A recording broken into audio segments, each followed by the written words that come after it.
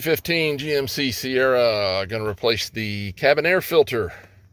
To do this, you got to take the glove box out. You've got that screw right there, that one right there, and that one. Let's take them out. All right, it pops off. You got to open the other top box to get it off. All right, so now your air filter, you're going to pop those ears off right here to pop this out. There's your air filter.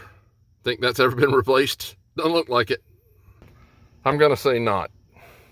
A little bit of difference maybe. This is a one-way filter, so make sure the arrow is pointing down. It's going to go right back in here. Trying to do this on camera. There you go.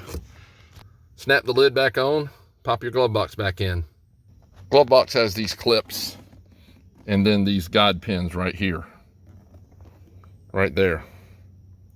All back together. I just wanted to let you know these screws right here are Torx number 15s.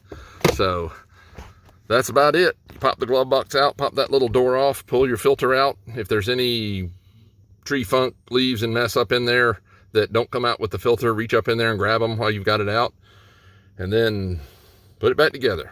All right, questions, comments. This is a little simple deal. But, you know, somebody might be doing this for their first time. Hope it helps.